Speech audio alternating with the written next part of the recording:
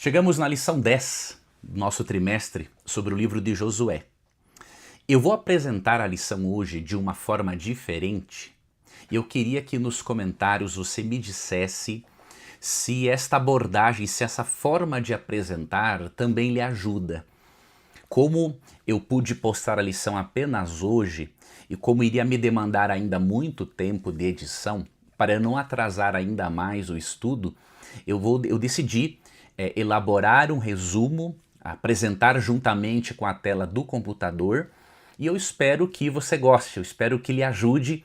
Vamos seguir a mesma metodologia de perguntas, respostas, de comentários, porém só vou apresentar de uma forma diferente. E aí eu gostaria que você me dissesse nos comentários se esta forma também lhe atende ou não.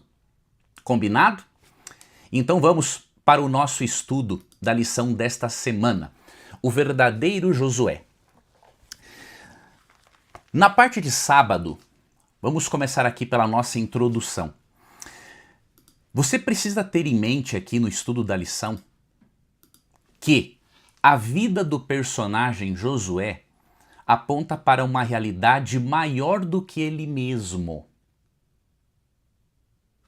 Isso significa que a vida de Josué prenuncia o ministério do Messias. Olha que interessante. Como que nós entendemos isso no texto bíblico?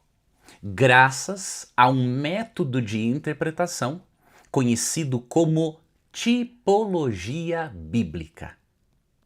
Então é isso que vamos aprender, é isso que aprendemos nessa semana. Algo sobre a tipologia bíblica. De que maneira o personagem Josué é um tipo que prefigura o Senhor Jesus Cristo. Estudar sobre tipologia é muito importante, porque nos ajuda a compreendermos certas verdades das Escrituras de uma forma muito mais ampla e muito mais plena, para que possamos aplicar melhor a realidade da nossa vida. Vamos então aqui, agora, para a parte de domingo da lição. Aqui na parte de domingo da lição, tem o esboço, que eu preparei para o nosso estudo, e aí temos aqui a pergunta de número 1, e eu vou dar também para você, obviamente, a resposta. Estude as passagens que se referem a tipos e procure formular o que é tipologia bíblica. Então a lição nos deu aqui alguns textos bíblicos, e após estudar esses textos bíblicos, qual foi a resposta que eu preparei e eu deixei aqui para você? A resposta foi a seguinte: tipos são prévias históricas que antecipam as realidades trazidas por Jesus. O tipo é uma forma de profecia por meio de eventos. Outra coisa que você tem que ter em mente no estudo é que tipologia é uma forma específica de interpretação bíblica na qual o escritor do Novo Testamento definiu uma relação entre um texto, um evento ou personagem do Antigo Testamento com algo relacionado, deixa eu diminuir aqui um pouquinho, com algo relacionado ao tempo dele ou ao futuro. Outra coisa que você tem que ter em mente é que essa abordagem tipológica ela não é feita de uma forma aleatória, mas com base no texto bíblico e na inspiração. Quando um escritor bíblico encontra uma relação entre um texto do Antigo Testamento e do Novo Testamento, ele não faz isso de acordo com a própria imaginação dele. Ele não faz isso de uma maneira aleatória. O que diz 2 Pedro 1, 19 a 21? Entre outras coisas, que toda a escritura é inspirada por Deus. Isso está em 2 Timóteo 3,16. Mas 2 Pedro diz que nenhuma profecia vem de particular interpretação. Mas homens santos falaram da parte de Deus, movidos pelo Espírito Santo. Se nenhuma profecia provém de particular interpretação, nenhum tipo bíblico, nada relacionado à tipologia é da mente do próprio profeta. Tá? Ele teve a base da Bíblia, a base bíblica, para pegar um texto do Antigo Testamento, por exemplo, o profeta do Novo Testamento. Ele teve uma base bíblica para pegar esse texto e relacioná-lo a um evento do Novo Testamento, e ele teve a inspiração do Espírito Santo. Você e eu, por não sermos profetas, nós não podemos fazer isso. Só quem pode fazer isso é o profeta, que é inspirado. O estudante, o intérprete da Bíblia, ele é iluminado pelo Espírito, mas não é inspirado. Então nós recebemos a iluminação do Espírito para vermos o que o profeta inspirado disse sobre aquele texto. No caso dos autores do Novo Testamento, eles tinham base bíblica e a inspiração do Espírito Santo para relacionar textos, eventos e personagens do Antigo Testamento com textos, eventos e personagens do Novo Testamento. Então, a tipologia bíblica não é um método de interpretação irresponsável no qual o intérprete segue a sua própria lógica humana pecadora. Tá? Isso é importante você ter em mente. Vamos aqui para a pergunta de número 2 da lição, e daí eu também já passarei aqui para você a resposta. Veja como Davi aparece no Antigo Testamento e então como ele é prefigurado no Novo. Que lições podemos aprender sobre como a tipologia funciona a partir deste exemplo? Bom, aqui na lição nós vimos que Davi, quando lemos esses textos aqui, que estão entre parênteses na lição, nós vemos aqui em relação a Davi que os sofrimentos de Davi prefiguram ou antecipam os sofrimentos de Cristo. Lembra? A tipologia é uma espécie de profecia relacionada a certos eventos. Então, os sofrimentos de Davi prefiguraram sofrimentos de Cristo. Sobre o novo Davi, Jesus, por ser o descendente de Davi, ele cumpre as promessas messiânicas. E letra C, o Davi antítipo, ou seja, aquele grande Davi para o qual o personagem Davi do Antigo Testamento apontava, nós percebemos aqui nesse texto de João 19, 24, que as vestes de Cristo foram sorteadas tendo um cumprimento literal. Quando Davi fala no Salmo 22 que as suas vestes foram sorteadas, aquilo é uma prefiguração do que aconteceria literalmente com o grande descendente de Davi, que é Cristo. Então você percebe? O apóstolo João, no seu evangelho, pegou aquele texto do Antigo Testamento relacionado a Davi e aplicou-o a Cristo. Ele era profeta e era inspirado pelo Espírito Santo para fazer isso. Tudo bem? Vamos então agora aqui para a parte de segunda-feira da lição.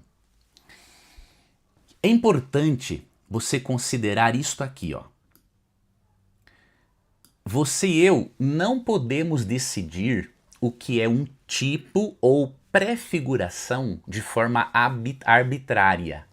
E a razão óbvia, nós não somos inspirados como os profetas. Então esse é um detalhe. Eu já expliquei para você que você e eu somos iluminados para a compreensão, para a interpretação e para a aplicação do texto bíblico às nossas vidas. Mas nós não somos inspirados como um profeta. A própria Bíblia e o próprio profeta inspirado, eles devem oferecer as diretrizes e princípios para o uso e aplicação da tipologia bíblica. Tudo bem? No Novo Testamento, o cumprimento antitípico, possui 3 fases. O tipo é algo para o qual o tipo aponta para o antítipo, para um cumprimento final, não é? E no Novo Testamento temos 3 fases disso. Há um cumprimento cristológico, ou seja, há textos do Antigo Testamento que se cumprem em Cristo, por isso cristológico. Há um cumprimento eclesiológico, ou seja, há textos que se cumprem de forma plena, são relacionados com a igreja, né? A palavra eclesia tem a ver com a igreja. E há um cumprimento escatológico, ou seja, futuro. Esses tipos, é importante você ter também este conceito aqui em mente, ó.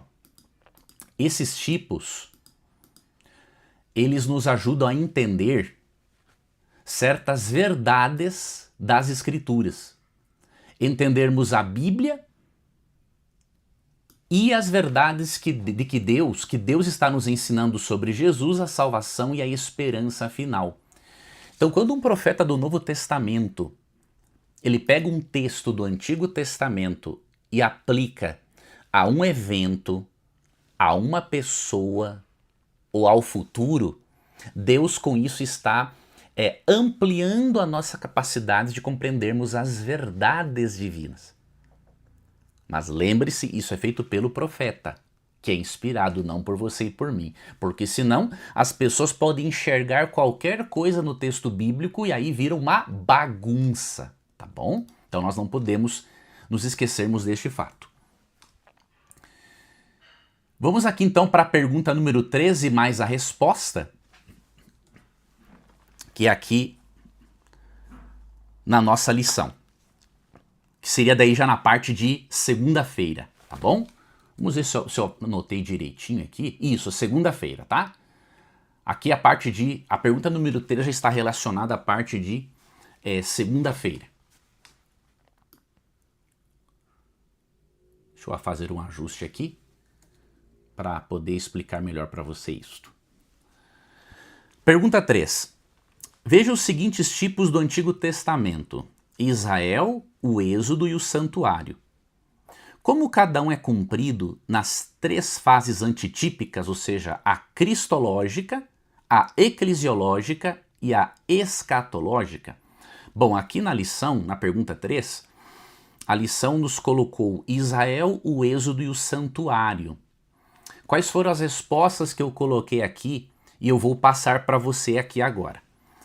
Em relação a Israel, na fase cristológica, de acordo com o texto entre parênteses de Mateus 2,15, Cristo, ele aparece como o verdadeiro Israel em Mateus 2,15. Olha que interessante. O povo de Israel apontava para Jesus Cristo, de acordo com Mateus.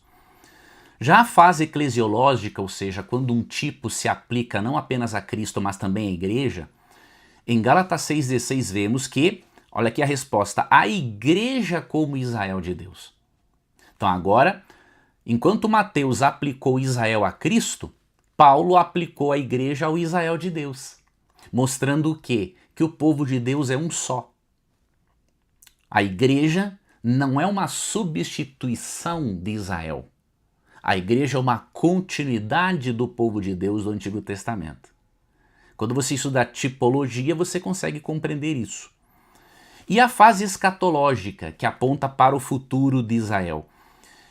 Em Apocalipse 7, 4 a 8 e verso 14, a igreja agora aparece como 144 mil, que é um número militar, né, extraído do Antigo Testamento, para explicar que a igreja será uma igreja militante, assim como Israel foi igreja militante no Antigo Testamento, porém a igreja será militante antes de ser a igreja triunfante. Então você percebe? Tipo e antítipo. O antítipo é uma ampliação do significado daquele tipo que foi apresentado no Antigo Testamento. Já em relação ao Êxodo, aqui na pergunta de número 3 da lição, na parte de segunda, a fase cristológica, olha que interessante. Jesus, ao invés de se tratar do Êxodo como o momento da libertação do povo de Israel, agora Jesus, em Mateus 2, 19 a 21, é apresentado como o libertador. Tá? Depois, na fase eclesiológica, 2 Coríntios 6, 17, a igreja é apresentada como agora saindo do mundo. Ao invés de Israel sair do Êxodo, a igreja tem que sair não do planeta em si, mas abandonar os costumes errados do mundo. Tá?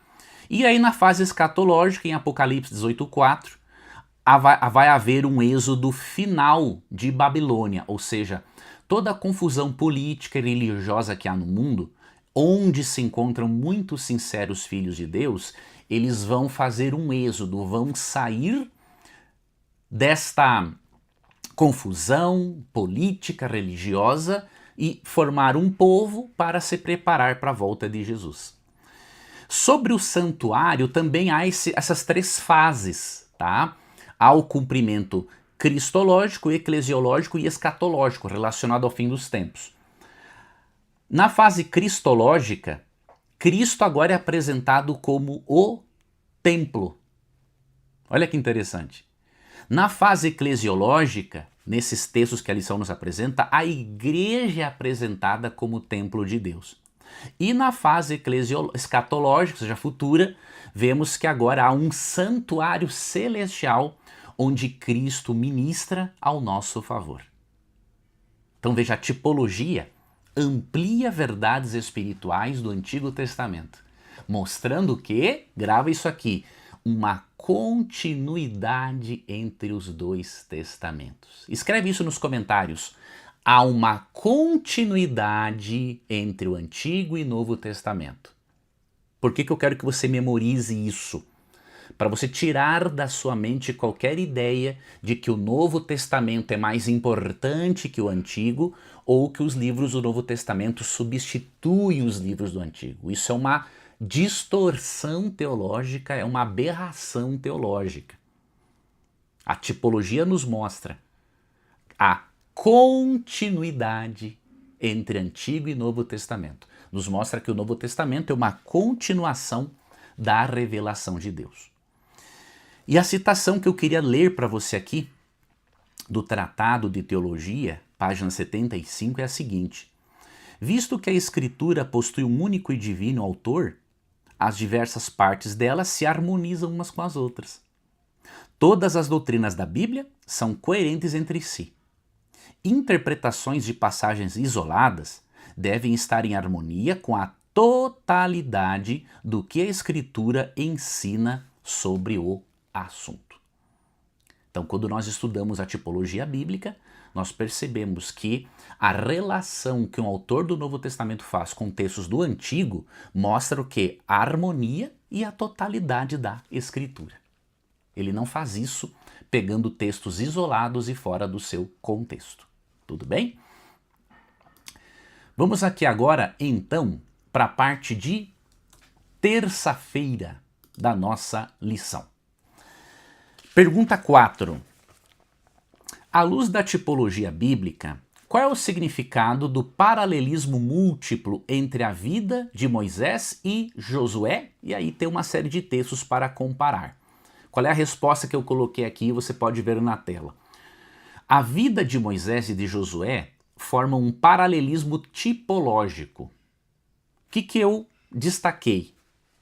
Ambos recebem chamados similares, ambos lideram libertações e ambos prefiguram a Cristo. Tanto Moisés quanto Josué prefiguram a Cristo.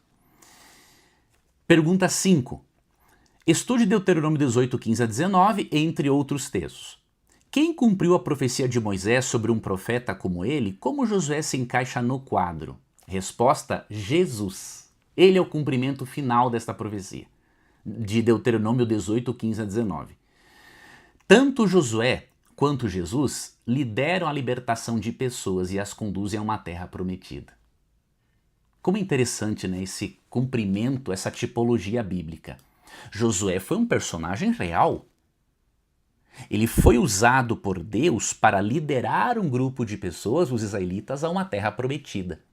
Só que ele prefigura a Jesus Cristo, que iria conduzir-nos à terra prometida, a um novo céu e a uma nova terra. Não é por acaso que o nome Josué significa Deus é salvação. É o mesmo significado do nome Jesus. O nome Jesus, na nossa versão latim, equivale ao hebraico Josué. Então, Deus é salvação. Então, até mesmo os nomes se equivalem para mostrar que Cristo é o cumprimento pleno e total da profecia. Tudo bem? Parte de quarta-feira, estamos indo aqui para o final. Quarta-feira tem aqui a pergunta de número 6. Leia Hebreus 3, 7 até o capítulo 4, verso 11. Como o Novo Testamento confirma que Josué, o novo Moisés, é ele mesmo um tipo de Jesus Cristo, eu coloquei aqui a seguinte resposta. O Novo Testamento relaciona Josué com Jesus porque ambos oferecem descanso. Isso é bem interessante aqui em Hebreus. Josué estava sendo usado por Deus para conduzir o povo à terra prometida, para que eles encontrassem descanso.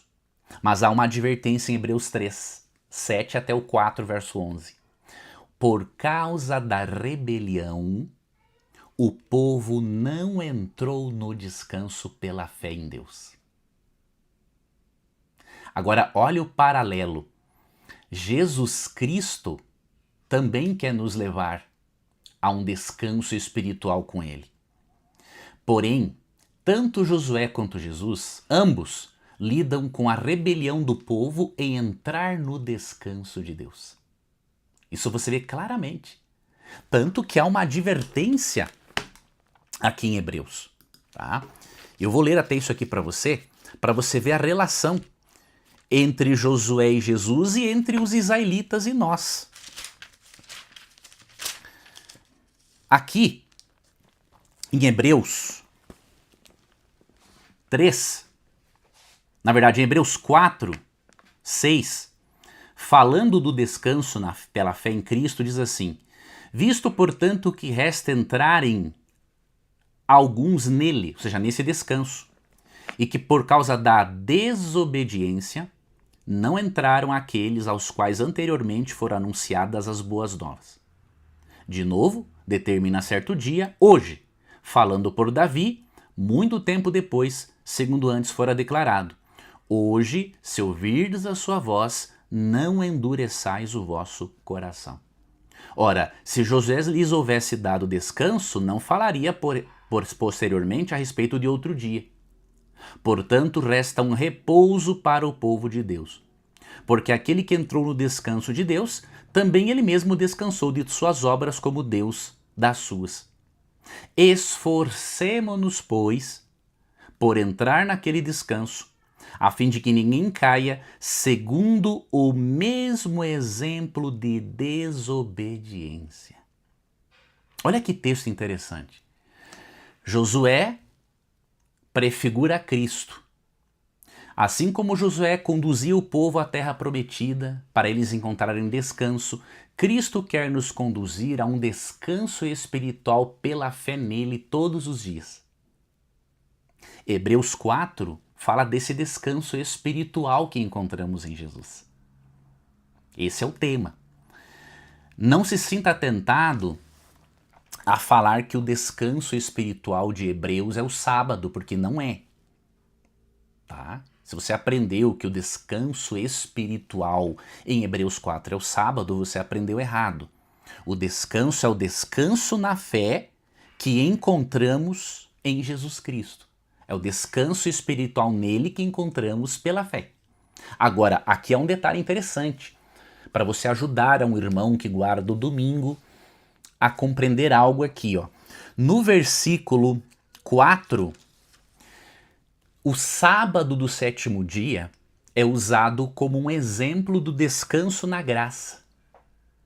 Se o domingo fosse o dia de guarda, por volta do ano 70 depois de Cristo, quando Hebreus foi escrito, é evidente que o domingo seria tido aqui, seria usado como um exemplo do descanso espiritual que encontramos em Cristo. Mas não.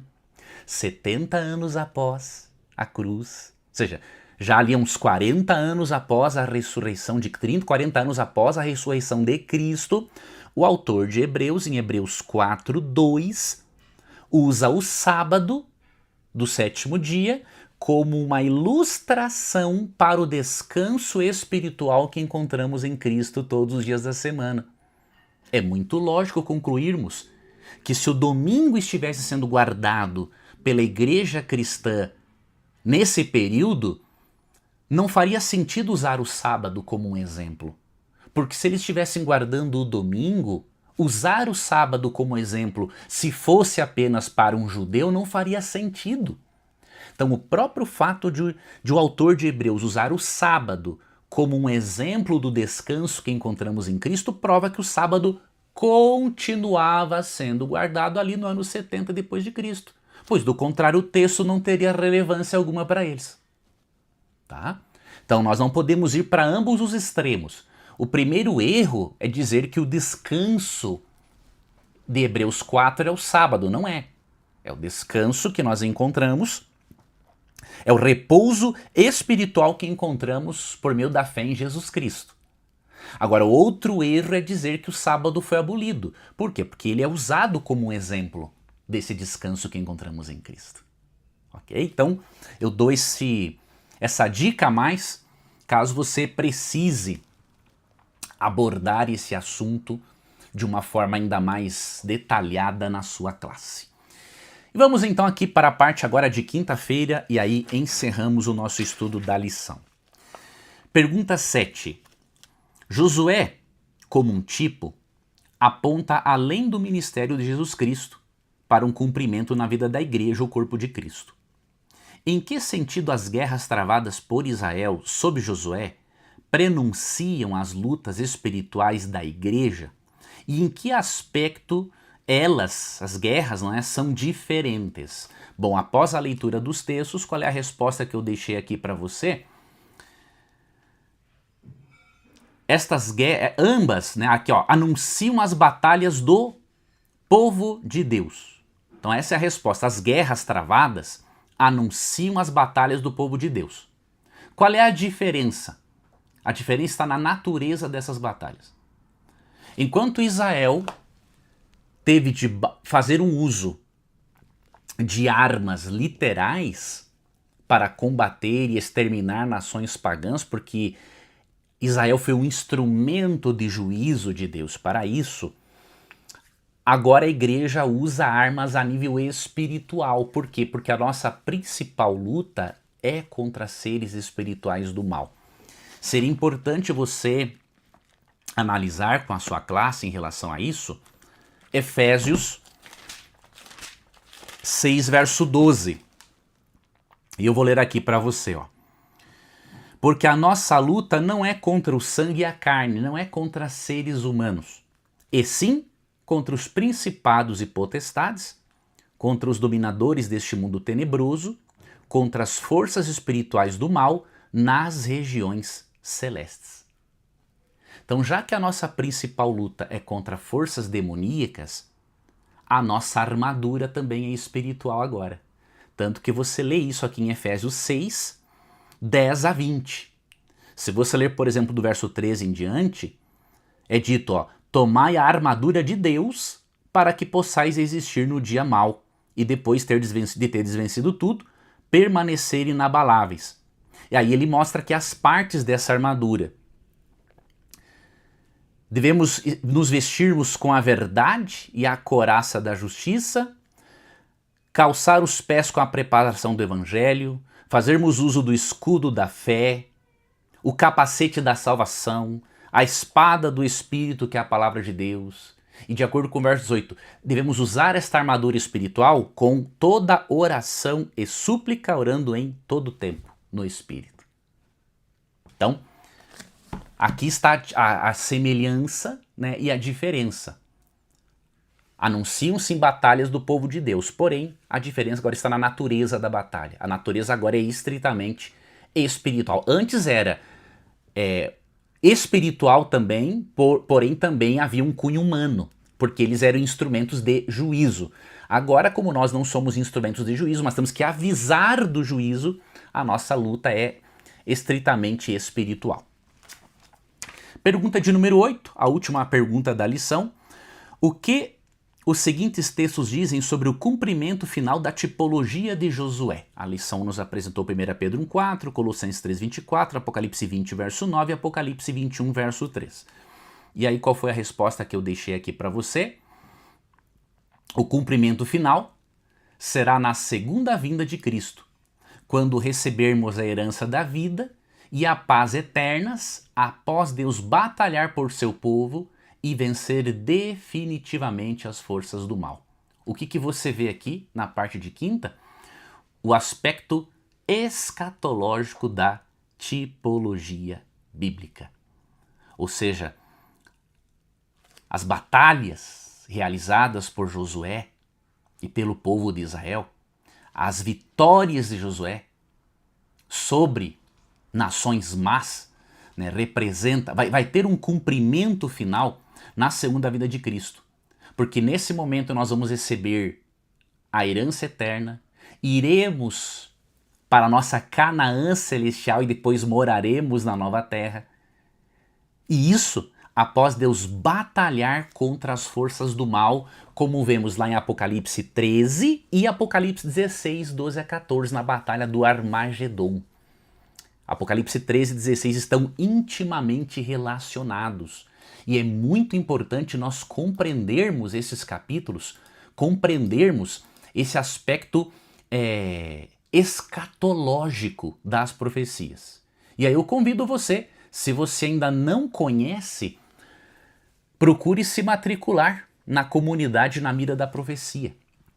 É uma comunidade na qual eu estou estudando Daniel com os membros da comunidade, depois eu vou começar Apocalipse, e há aulas introdutórias sobre escatologia bíblica e quais são os métodos corretos para interpretarmos Daniel e Apocalipse. Se quiser em algum momento ser meu aluno nesta comunidade, vá na descrição do vídeo, faça sua matrícula, sua inscrição, vai ser muito bom ter você como aluno. Olha, eu agradeço por você ter me acompanhado aqui na lição. Hoje eu apresentei de uma forma diferente para não atrasar mais por causa da edição, que requer obviamente muito mais tempo. Eu espero que tenha também lhe ajudado.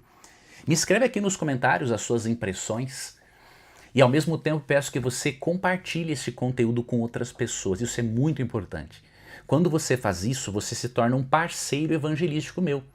Por quê? Porque você faz com que o algoritmo do YouTube compreenda que esse conteúdo é importante. E quando você curte, quando você compartilha, o que acontece? O algoritmo entende que o conteúdo é importante e ele envia para mais pessoas. Pode acontecer de um amigo seu, um conhecido ou alguém que você nem imagina do outro lado do mundo receber esse conteúdo porque você curtiu, porque você comentou, porque você compartilhou e também porque você se inscreveu e ativou o sininho das notificações. Então faça isso, assim você estará me ajudando, assim como eu estou lhe ajudando também de alguma forma.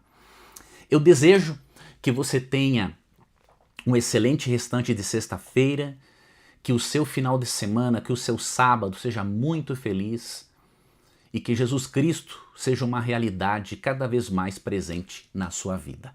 Nos vemos então na lição dos adolescentes, que eu também prepararei logo mais para você, e a lição dos adultos voltaremos a estudá-la na próxima semana. Deus te abençoe e até mais.